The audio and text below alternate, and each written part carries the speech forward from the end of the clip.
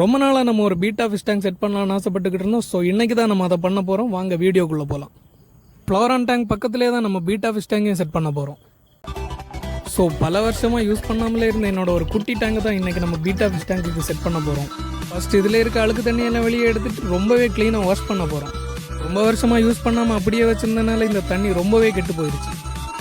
டேங்கோட கண்டிஷனை பார்த்தா அதை விடைக்கும் ரொம்ப மோசமான நிலைமையில் இருக்குது. தொட்டாலே உடையிற மாதிரி இருக்குது. ரொம்ப தின்னான கிளாஸ் இதில் யூஸ் பண்ணியிருக்காங்க.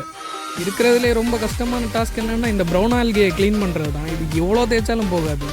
ஒரு வழியாக ஸ்க்ரப்பர் ப்ரஷ் எல்லாம் யூஸ் பண்ணி இந்த ப்ரௌன் ஆல்கை இருந்த இடமே தெரியாமல் க்ளீன் பண்ணியாச்சு. நம்ம டேங்க் ரொம்பவே சூப்பராக ரெடி ஆயிடுச்சு. அடுத்தது என்ன கொண்டு போய் செட் பண்ணிட வேண்டியதுதான். நம்மளோட பீட்டா டேங்கை நம்ம ஒரு பிளான்டட் டேங்காக செட் பண்ணுற மாதிரி தான் ஐடியா வச்சுருந்தோம்.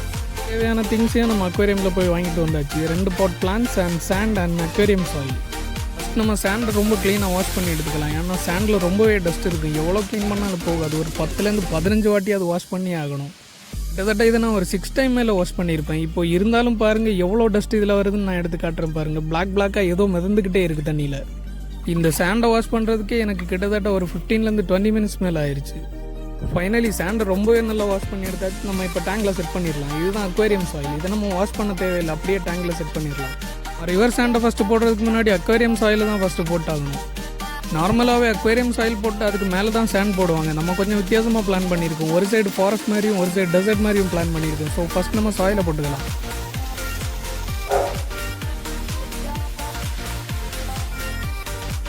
எங்களோட ஒரு பாதி சாயிலும் இன்னொரு பாதி சாண்டுமா பக்காவான ஒரு காம்பினேஷனில் தான் நம்ம பண்ண போகிறோம்.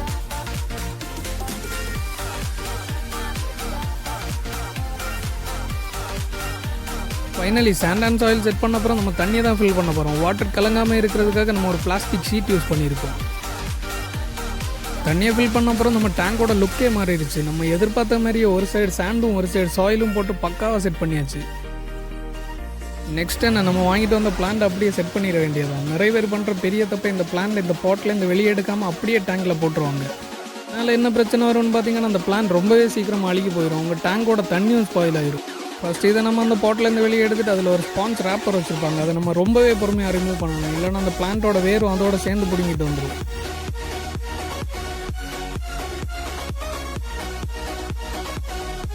இந்த பிளான்ட் வளர்த்தவர் ஈஜிப்ட்லேருந்து வந்திருப்பார் போல இருக்குது. மம்மீஸுக்கு சுற்றி வச்சிருக்க மாதிரி அவ்வளோ சுற்றி வச்சிருக்காரு. எவ்வளோ எழுத்தால வந்துக்கிட்டே இருக்கு.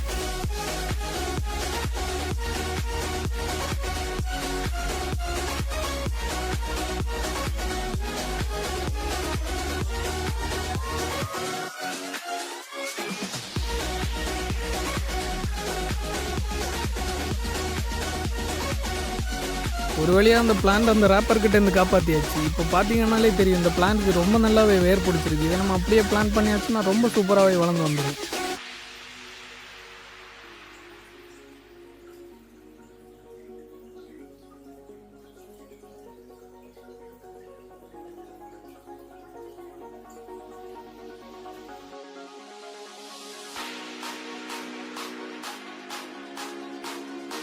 ரொம்பவே பொறுமையாக தான் இந்த அக்வேரியம் பிளான்ஸை நீங்கள் செட் பண்ணி ஆகணும். அப்படி இல்லைன்னா அந்த அக்வேரியம் சாயில் உங்கள் தண்ணியை ரொம்பவே கலங்கடிச்சிடும்.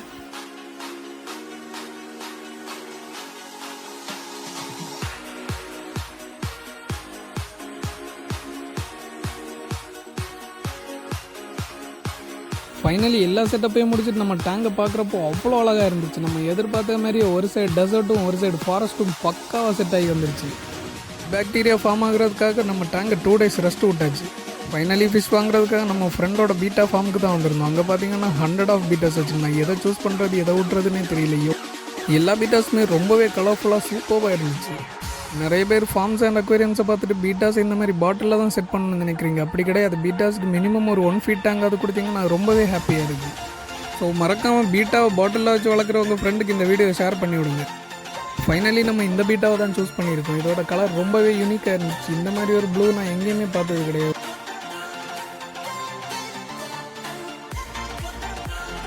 ஸோ ஃபைனலி ஃபிஷ்ஷை நம்ம கொஞ்ச நேரம் வாட்டர் டெம்பரேச்சர் செட் ஆகிறதுக்காக விட்டுருக்கோம்.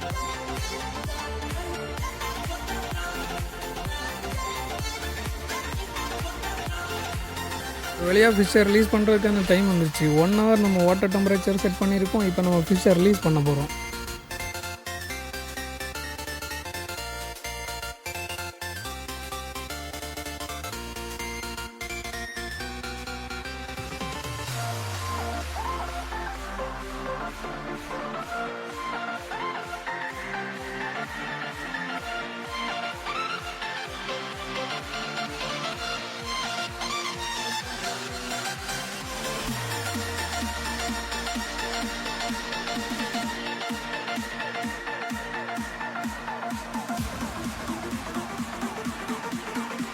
ஃபிஷ்ஷர் ரிலீஸ் பண்ண அப்புறம் தான் பீட்டா டேங்க் பார்க்குறதுக்கே பக்காவாக இருந்துச்சு. இதுக்கு ஒரு நேம் வைக்கணும். என்ன நேம் வைக்கலான்னு கமெண்டில் சொல்லுங்கள்.